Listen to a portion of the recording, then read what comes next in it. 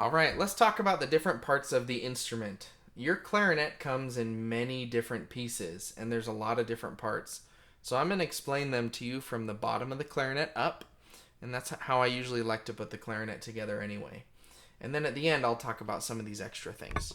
So, the first thing that you have is your bell, and this is at the very bottom. You can tell that it looks like a bell, right? Just looks like a bell shape right there.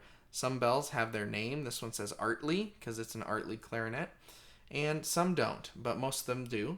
And that's the first part of your clarinet. It's just a bell, and there's nothing really attached to it. The next part is called the lower joint, right? And the lower joint is the biggest one. Again, remember, you need to take a picture of everything before you take it out so you know what it looks like to put it back in. This is the lower joint right here, right? It has cork on one end and not on the other end. And this is what your right hand will do in playing the instrument. This is what your right hand is. So you can see that it has a lot of these buttons and a lot of these little rings and some holes. And on right here, there's pads. You can see right there, there's little pads on the inside of that.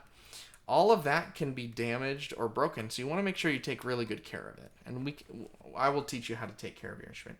So if that's the bell and then the lower joint, this one is the upper joint. Okay, and this one has corks on both sides. I pick it up. Do you notice I'm not picking it up by all these metal pieces? I'm picking it up by spots that don't have a lot of metal work because I don't want to bend this, right? This is metal, so it's kind of hard, but it can be bent. If I really tried hard, I could bend this because it's not made of the strongest metal. So this is the upper joint, right? And it actually goes this way. And this is what your left hand is going to use. Your thumb goes there. You cover some of these holes. And that's the upper joint right there. Make sure you know what way it goes back in. And then the next part is the barrel. This is the barrel of the instrument. And it's what goes between the upper joint and the mouthpiece. It's just this little piece right here. Okay? Then the last part we have is our mouthpiece. It actually comes in 2 or maybe 3 pieces. The first one is just the mouthpiece itself. Has some cork right there.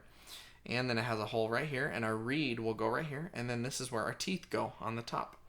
And that's the mouthpiece. Then there's what we call the ligature. Some of your ligatures might look like this, might be metal. Some of them might be made out of cloth, or it might look different. Ligatures come in different styles, and it goes on top, and that's what holds the reed in place. And then a lot of you, this clarinet doesn't, and it probably should have one, but it doesn't right now, have a mouthpiece cap that goes over. And that's meant for when you have the reed on. If you put the mouthpiece cap on, it protects the reed from getting damaged. So those are the different parts of the mouthpiece. Okay, and that's your whole instrument. You should have some other things in your case too. The first thing is some reeds. Now, your reeds probably come wrapped in plastic and then have a little hard plastic case. But I actually like these kinds of reed cases better. This is called a reed guard. And I have some that are just 2 like this, or have some that are 4. Some people have some that are booklets that they open out. It's like a little case. And those are really cool. Reed guards are important, and they actually really help your reeds last longer. So these are a great thing to have.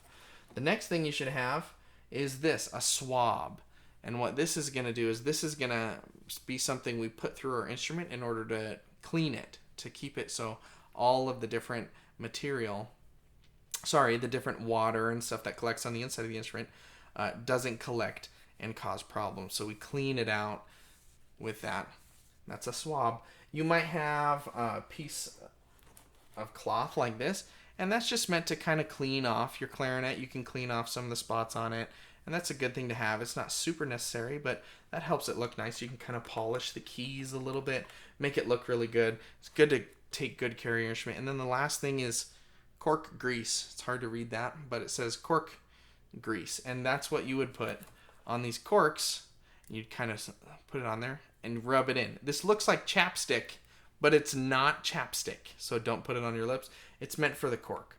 And you rub that in, and you only do that if your cork is not working very well.